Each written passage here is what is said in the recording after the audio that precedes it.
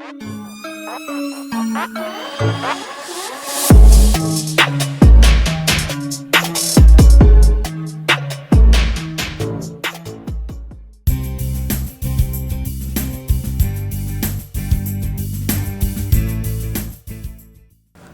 Students, आपण या लेक्चरमधला last part चालू करतोय, ते म्हणजे principal values of inverse trigonometric function.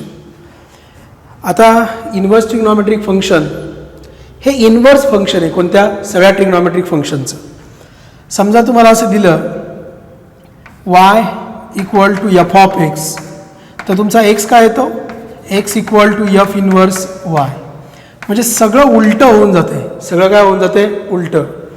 जर मी असं म्हटलं F denotes A is a relation with B, then F inverse denotes B is a relation with A. हे आपण रिलेशन फंक्शन या लेसनमध्ये 11वी सायन्सला पाहिलेलं आहे. आणि इन्व्हर्ससाठी सगळ्यात महत्त्वाची कंडिशन म्हणजे फॉर इन्व्हर्स, हे लिहून ठेवा पेजच्या टॉपला. फॉर इन्व्हर्स, पेजच्या टॉपला लिहा, for inverse the function must be, for inverse the function must be 1 1 काय 1 1 and onto function, for inverse the function must be 1 1 and onto function. तर इन्व्हर्स साठी आपलं जे फंक्शन आहे ते 1 1 फंक्शन आणि onto फंक्शन पाहिजे, ही सगळ्यात महत्त्वाची कंडिशन आहे. आता बघा, म्हणजे या ठिकाणी मी उदाहरण घेतलं y equal to sine x. मी उदाहरण काय घेतलं, y equal to sine x. मी एक्झाम्पल घेतलं y equal to sine x. आता ह्या y equal to sine x वरून आपण सगळं समजून घेऊ, बरोबर. हा x आहे आणि इथं y. समजा मी इथं एक्सच्या व्हॅल्यूज मांडल्या आणि इथं वायच्या व्हॅल्यूज मांडल्या. बघा, एक्सची व्हॅल्यू 0 घेतली, साइन 0 0. समजा मी एक्सची व्हॅल्यू 30 डिग्री घेतली, काय घेतली, 30 डिग्री. 30 डिग्रीला काय म्हणतात रे, π/6. मग एक्सची व्हॅल्यू मी π/6 घेतली, 30 डिग्री. इथं किती आलं, हाफ. समजा मी π/4 म्हणजे 45 डिग्री घेतली, तर काय आलं 1/√2. इथं मी π/3 म्हणजे 6 डिग्री घेतलं, तर इथं √3/2 आलं. जर इथं मी π/2 व्हॅल्यू घेतली तर तुम्हाला माहिती आहे साइन 0 0, साइन 91 आला, बरोबर. मग ह्या ज्या एक्सच्या व्हॅल्यूज आहेत, या ज्या एक्सच्या व्हॅल्यूज आहेत, ह्या सगळ्यांना आपण काय म्हणतो, डोमेन. काय म्हणतो, डोमेन. ह्या सगळ्यांना आपण डोमेन म्हणतो. बघा, म्हणजे जेव्हा y equal to sine X हे फंक्शन होतं, जेव्हा y equal to sine X हे फंक्शन होतं, नीट समजून घ्या मी काय म्हणतोय. जेव्हा y equal to sine X होता त्यावेळेस x म्हणजे सगळे अँगल्स होते, x म्हणजे सगळे अँगल्स होते, आणि या सगळ्या अँगलच्या सेटला मी काय म्हणत होतो, डोमेन. काय म्हणत होतो, डोमेन. आणि त्या एक्सच्या व्हॅल्यूजवरनं आपल्याला वायच्या व्हॅल्यूज भेटल्या, ह्या व्हॅल्यूज होत्या, आणि याला मी काय म्हटलं, रेंज. हे कोणासाठी झालं, y equal to sine X साठी. हे y equal to sine X साठी झालं. तुम्हाला इथं कळलेलं आहे y equal to F of X is a function. This function is 1 1 and onto function. इथपर्यंत कळलं, 1 1 अँड ऑन टू फंक्शन. यांच्यामध्ये रिलेशन कसं असतं, ए गिव्स बी, ए पासून बीच तयार होतो. म्हणजे असे दोन सेट घेतले, हा ए नावाचा सेट आहे, हा बी नावाचा सेट आहे. मग इथून ॲरो आपण इकडे काढतो, इकडून ॲरो इकडे येत नाही. So this is 1 1 function, unidirectional function आहे. या ठिकाणी ए कडनं ते बी कडंच आलेलं आहे. ओके, हे ए कडनं बी कडंच आलेलं आहे. कळलं सगळ्यांना, ठीक आहे. बघा, आता या ठिकाणी सगळ्यात मेन काय, y equal to sine X दिलंय. y इक्वल टू काय दिलंय, sine X. So y is a dependent function, y is a dependent variable, x is a independent variable. म्हणजे या ठिकाणी y ची व्हॅल्यू x वरती अवलंबून आहे, y ची व्हॅल्यू x वरती अवलंबून आहे. x हे अँगल्स आहेत, त्याला आपण काय म्हणतो, डोमेन. मला सांगा, ऑर्डर पेअर पण आपण शिकलो, हे सगळं आपलं झालेलं आहे. हे आता मी एक्सप्लेन केलंय, लक्ष द्या जरा. ऑर्डर पेअर पण आपण शिकलेलो आहोत, ऑर्डर पेअर सुद्धा आपण शिकलेलो आहोत. ऑर्डर पेअर पण शिकलेलो आहेत. त्या ऑर्डर पेअरमध्ये आपण म्हणतो x, y. काय म्हणतो, x, y. जो पहिला असतो त्याला काय म्हणतात, डोमेन, आणि जो दुसरा असतो त्याला काय म्हणायचं, रेंज. नाहीतर मी तुम्हाला सांगितलं ना, A B C D E F G P Q R S. D पहिला येतो, मग जो पहिला असतो त्याला डी फॉर डोमेन म्हणायचं. जो नंतरचा असतो तो नंतरचा आर येतो, म्हणजे ती काय आली, रेंज झाली. हे आपण शिकलो होतो 11th स्टँडर्डमध्ये, बरोबर. So the set of values of x, the set of values of x, the set of values of x, the set of values of x is called as domain, is called as domain in trigonometric function, in trigonometric function. and y is called range. y ला काय म्हटलं मी range म्हटलं, y ला काय म्हटलं मी range. Okay, आता ह्याचा inverse केला, ह्याचा इन्व्हर्स केला, y इक्वल टू साइन एक्सचा इन्व्हर्स केला, मी x इक्वल टू काय येणार sine inverse of y, x equal to काय येणार साइन इन्व्हर्स ऑफ y. झाली का गंमत. मग हे जे y आहेत हे y आता कोण झाले डोमेन झाले आणि हे x मात्र कोण झाले रेंज झाले. म्हणून इन्व्हर्स फंक्शन मध्ये सगळं उलट असतं, इन्व्हर्स फंक्शन मध्ये सगळं उलट असतं. बघा y equal to sine X trigonometric function, trigonometric function मध्ये अँगल्स काय आहेत डोमेन आहेत आणि इन्व्हर्स ट्रिग्नोमेट्रिक फंक्शन मध्ये, इन्व्हर्स ट्रिग्नोमेट्रिक फंक्शन मध्ये ते अँगल्स काय झाले रेंज झाली. बघा अँगल्स काय झाले रेंज झाली. सगळं कळलं. हे सगळं उलट आहे, हे सगळं उलट आहे. कळलं. तर सगळ्यात महत्त्वाचं म्हणजे the basic point is for any inverse trigonometric function the given function should be 1 1 and onto function. आणि ह्या ठिकाणी एक गोष्ट लक्षात घ्या, इन्व्हर्स मध्ये डोमेन आणि रेंज, इन्व्हर्स ट्रिग्नोमेट्रिक फंक्शन मध्ये in inverse trigonometric function the domain and range are interchange than that of trigonometric function. Trigonometric function पेक्षा इन्व्हर्स ट्रिग्नोमेट्रिक फंक्शन मध्ये डोमेन आणि रेंज काय होतात इंटरचेंज होतात. कारण की या ठिकाणी पेयर असते x आणि y, इथं पेयर आली y आणि x, म्हणून डोमेन आणि रेंज काय झाली इंटरचेंज झाली. ओके ठीक आहे, इथपर्यंतचा भाग संपला. पहिली गोष्ट म्हणजे for any inverse trigonometric function the function should be 1 1 and onto function. बरोबर. ट्रिग्नोमेट्रिक फंक्शन मध्ये इन्व्हर्स म्हणत नाही मी, ट्रिग्नोमेट्रिक फंक्शन मध्ये, ट्रिग्नोमेट्रिक फंक्शन मध्ये अँगल जे असतात, अँगल जे असतात त्या अँगलला डोमेन म्हणतो आणि त्याच्या व्हॅल्यूज असतात त्याला मी रेंज म्हणतो. म्हणजे आपण एक गोष्ट शिकलो अजून एक, व्हॅल्यू हा शब्द कोणासाठी येतो रेंजसाठी येतो, व्हॅल्यू हा शब्द रेंजसाठी येतो, हे पण एक लक्षात ठेवा. ओके. आता आपण जर साइन एक्सचा कर्व काढला, साइनचा ग्राफ काढला, साइनचा ग्राफ काढला तर तुम्हाला माहिती आहे साइन 0 0, साइन 0 0, साइन 90 1, मग इथे π/2 घेतला मी. बरोबर. पुढे मी साइन पाय घेणार, मग ह्याच पद्धती इकडे -π/2 घेणार, इकडे मी पाय घेणार -π घेणार. साइन 0 0, साइन 91, मग साइन 91 आला म्हणजे ग्राफ इथे पोहोचला. परत साइन पाय काय आला 0, परत हा इकडे या ठिकाणी असा ग्राफ आला. So this is sine curve. हा काय आहे साइन कर्व, हा आहे sine curve.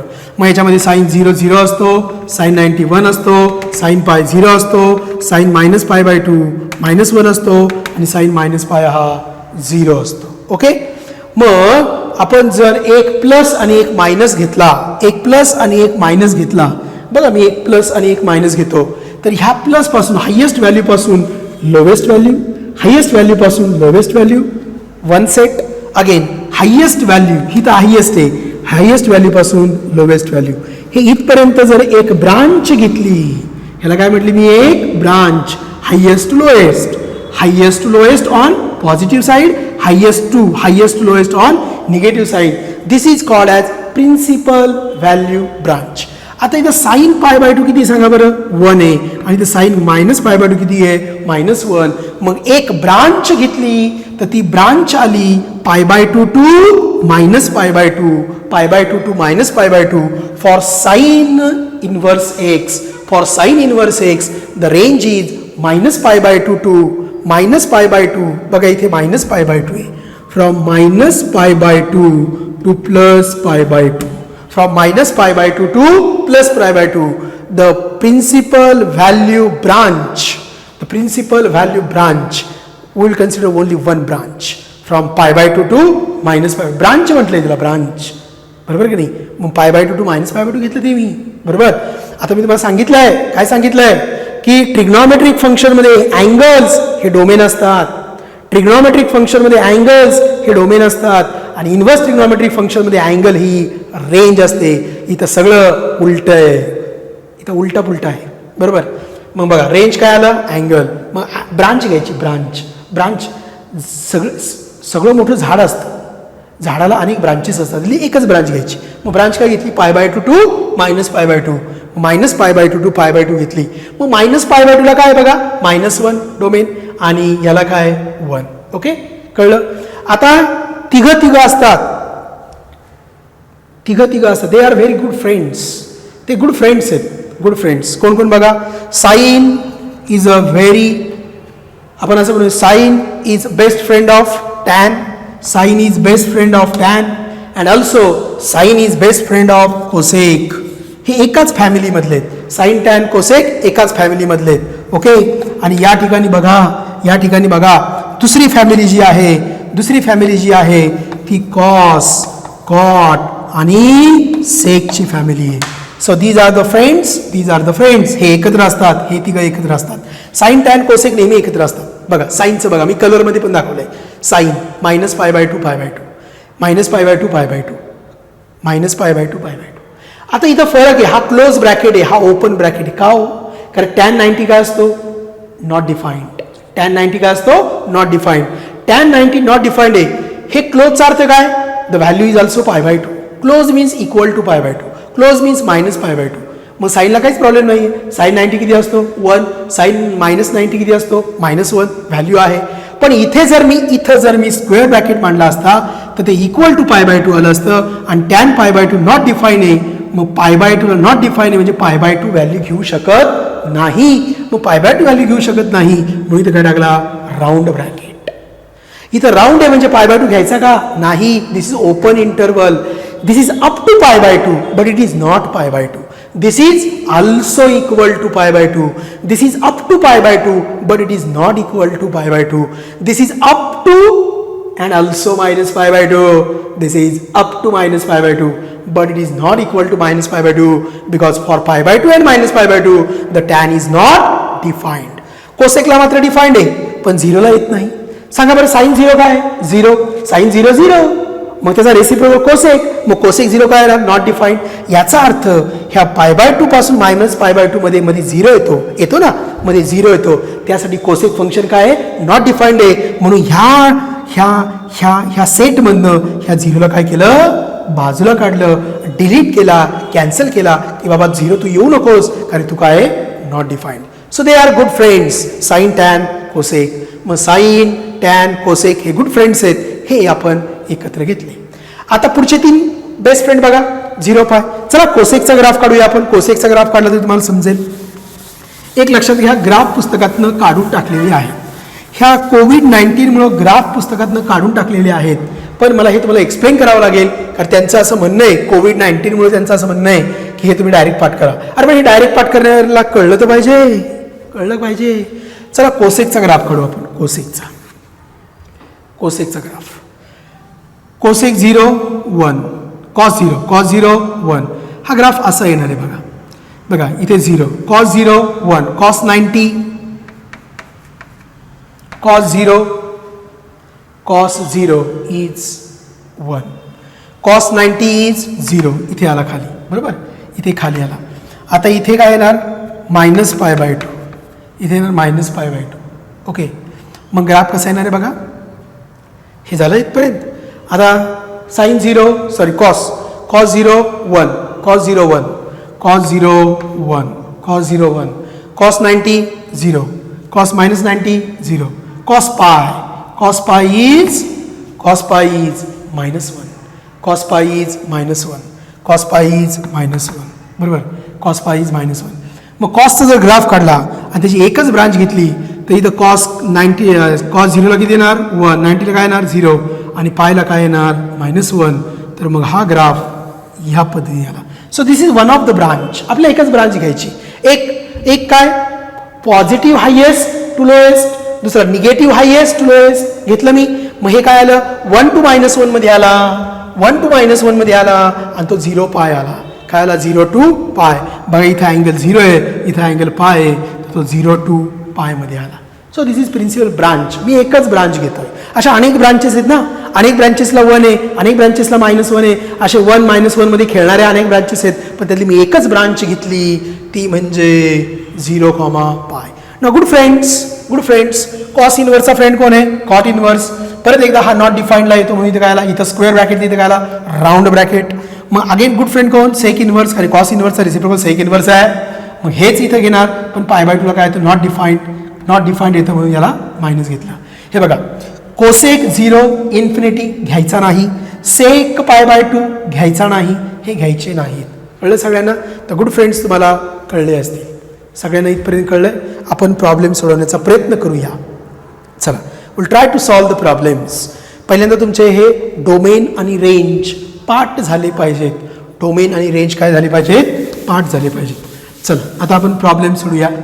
Now this range is called as value, principal value. त्याला काय म्हणायचं, प्रिन्सिपल व्हॅल्यू. मगाशी मी एक स्टेटमेंट करून ठेवलं होतं, द व्हॅल्यूज वायच्या values, value that is called as principal value. तर काय म्हणायचं, प्रिन्सिपल व्हॅल्यू. म्हणून म्हटलं find the principal values. Principal values करा. बघा पहिलं sine inverse of half. First sine inverse of half, बरोबर. मी याला म्हणतो अल्फा. याला काय म्हटलं मी, alpha. Therefore half equal to sine alpha, therefore sine alpha equal to half. But हे कोणत्या अँगलसाठी हाफ येतो रे, कोणत्या अँगलसाठी हाफ येतो. So sine alpha equal to half हा 30 डिग्रीसाठी असतो. 30 डिग्री म्हणजे पाय बाय 6 आला, म्हणजे alpha equal to pi by 6 आला. मग पाय बाय 6 म्हणजे किती रे, 30 डिग्री. पाय बाय 6 म्हणजे 30 degree which belongs to our domain, our range minus pi by two, pi by two. Our range minus pi by two, pi by two. बरोबर. तुम्ही जर पाहिलं क्वाड्रंटमध्ये जर पाहिलं तर हा इथं काय असतो, पाय बाय टू असतो. इथे काय असतो, मायनस पाय बाय टू असतो. मग पाय बाय टू आणि minus pi by two, pi by to आणि मायनस पाय बाय टू यांच्यामध्ये इथे 30 डिग्री येतो, म्हणजे हे आन्सर व्हॅलिड आहे. एक लक्षात घ्या, तुमची प्रिन्सिपल व्हॅल्यू साइन इन्व्हर्ससाठी याच्यातच असली पाहिजे, एवढ्यातच असली पाहिजे. हा माझा क्वाड्रंट आहे, एवढ्यातच असली पाहिजे. So alpha equal to 30 degree which belongs to minus pi by two, pi by two which belongs to minus pi by two, pi by to.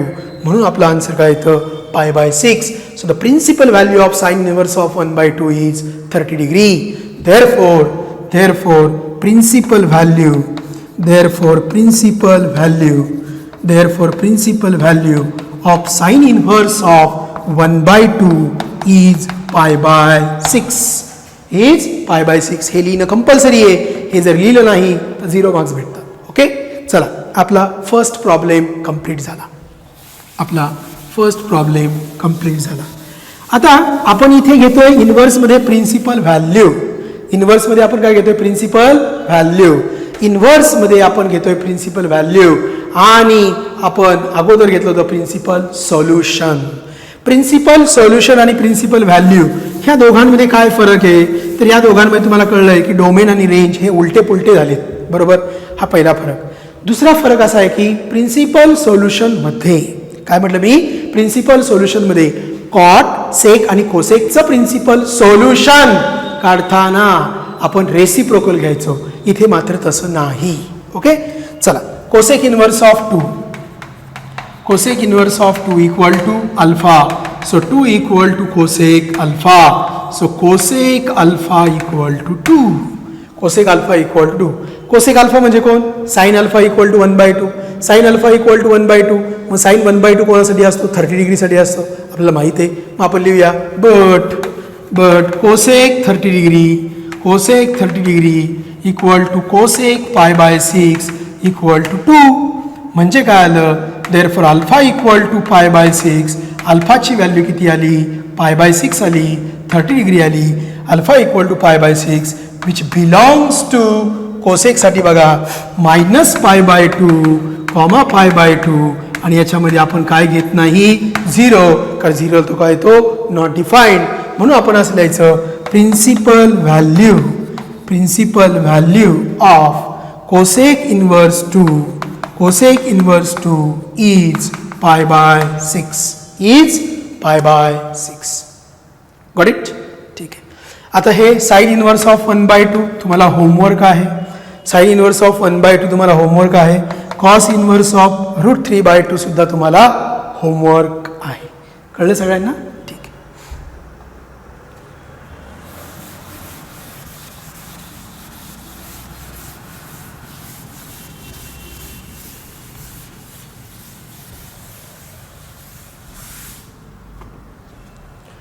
Next घेऊया आपण निगेटिव्हचं tan inverse of -1. Tan inverse of -1. Third one tan inverse of -1 equal to काय म्हटलं मी alpha. Therefore 1 equal to काय आला tan alpha. So tan alpha equal to 1 but tan alpha equal to tan π/4 म्हणजे alpha equal to काय आलं सांगा π/4. π/4 तुमच्या रेंजमध्ये बसतो का? ह्याच्यामध्ये π/4 म्हणजे 45 डिग्री येतो का? येतो ना. Plus π/2 minus π/2 first and fourth quadrant ह्याच्यामध्ये येतो π/4. π/4 तर फर्स्ट क्वाड्रंटमध्ये येतो. सो विच बिलॉंग्स टू आता इथे प्रिकॉशन घ्यायची राऊंड ब्रॅकेट टाकायचा -π/2 प्लस π/2. ओके सो आन्सरल्या principal value of tan inverse of 1 principal value of tan inverse of 1 is π/4. Okay हे एक्स्ट्रा गणित झालं. आपल्याला एक्स्ट्रा झालं. आपल्याला दिलं काय होतं tan inverse of -1. Tan inverse of -1. Okay tan inverse of -1. So -1 equal to tan alpha. -1 equal to tan alpha. मी एक गणित एक्स्ट्रा घेतलं ठीक आहे चालतंय ना. So tan alpha equal to -1. Therefore tan alpha equal to -1. Therefore tan alpha equal to -tan π/4. मग हे मायनस साईन आपण आतमध्ये देऊ शकतो. Therefore tan alpha equal to tan -π/4. कारण आपल्याला माहिती आहे बेसिक कॉन्सेप्टमध्ये आपण असं शिकलेलो आहोत. काय शिकलेलो आहोत -tan θ equal to tan of -θ. So -tan θ equal to tan of -θ म्हणजे अल्फा इक्वल टू काय आलं -π/4. बरं -π/4 म्हणजे काय 45 degree but on which direction clockwise direction. मग हा -π/4 आला बघा. हा -4 आपण क्लॉकवाईज डायरेक्शनमध्ये घेतला ना. If the angles are measured in anti clockwise direction they are positive and if the angles are measured in clockwise direction they are negative. मग -π/4 चालतो ना कारण की आपल्याला विचारलंय π/2 to -π/2. So which belongs to पण टॅन ए म्हटलं तर हे निगेटिव्ह येणार. सो -π/2 π/2. चला आन्सरल्या प्रिन्सिपल व्हॅल्यू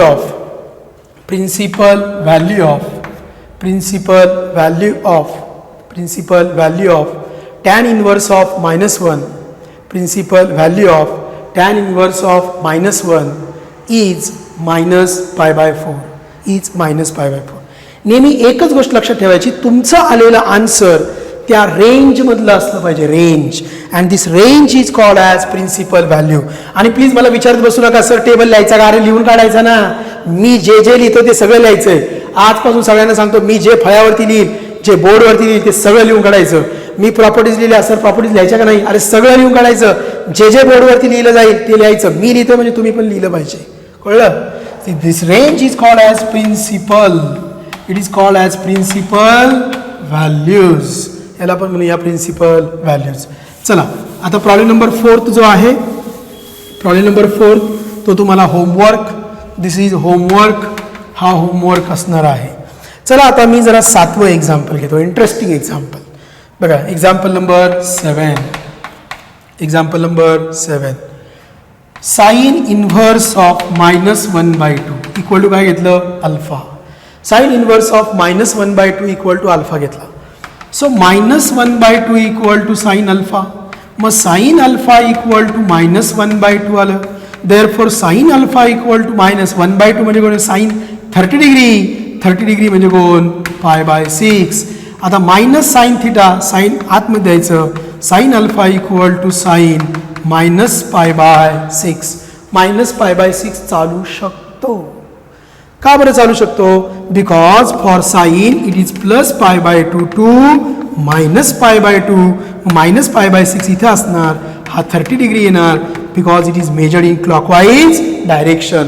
ज्यांना आठवत नाही त्यांना सांगतो if the angles are measured in anti clockwise direction they are positive and if the angles are measured in clockwise direction they are negative. मग ते काय येणार मायनस येणार. So -π/6. So alpha equal to -π/6 which belongs to राहतो ना आपल्या ह्या first and fourth क्वाड्रंटमध्ये राहतो ना. येस राहतो. मग इथं लिहिलं पाहिजे -π/2 π/2. ओके म्हणजे देअरफॉर आन्सर therefore आन्सर द्या. therefore principal value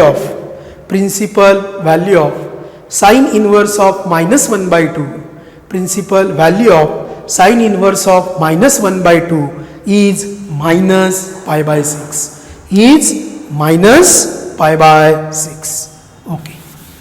Next problem, cos inverse of -half. बघा problem number 6.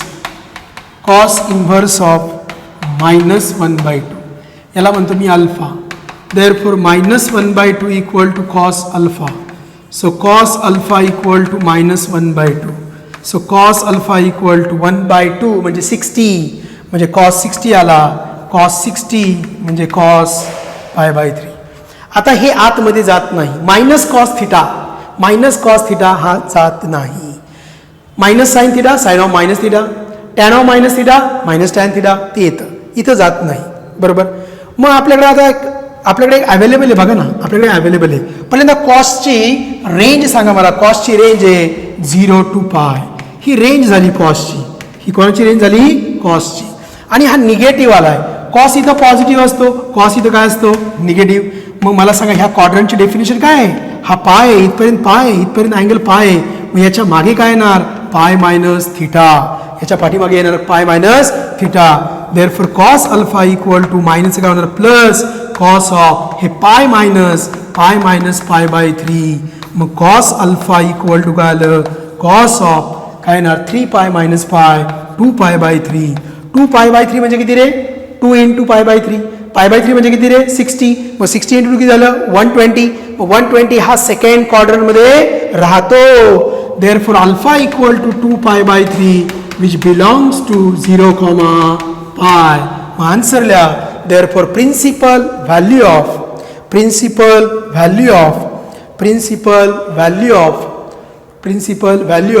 cos inverse of